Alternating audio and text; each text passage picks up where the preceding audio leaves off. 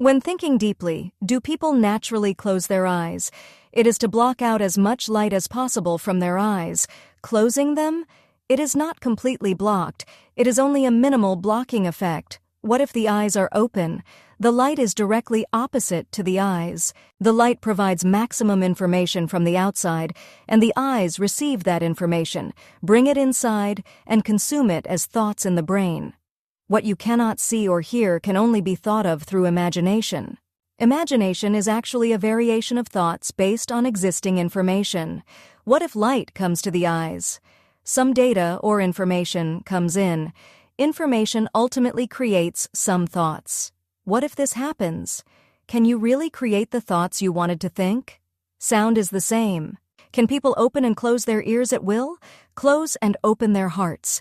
Even if they can, in fact, people do not have the ability to close their ears themselves. So if you want to think quietly, don't you go to a quiet place? The conclusion is that you have to block out as much external stimulation as possible to focus and immerse yourself in your inner self. It may seem trivial, but the truth is actually hidden in everyday life.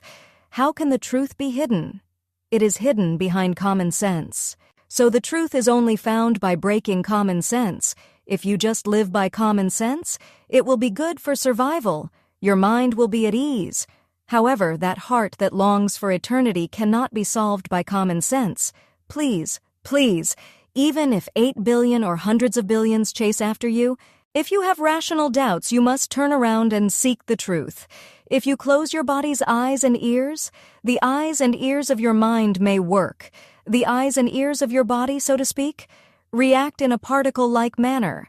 It is an object-oriented perspective. The eyes and ears of your mind react in a wave-oriented manner. It is an event-oriented perspective. The word is not logos, but davar. Davar is an event, a word, and a law. The information you see and hear with your body's eyes and ears is immediately distorted to some extent in your brain. This is what Sakyamuni explained well. Why does your brain interpret information? It distorts it to some extent. That's because your brain is a survival system. Your brain is not a truth system. Your brain interprets, distorts, and forgets information. It does so for your survival. Your brain does not know the exact truth. It is not the brain that should be blamed.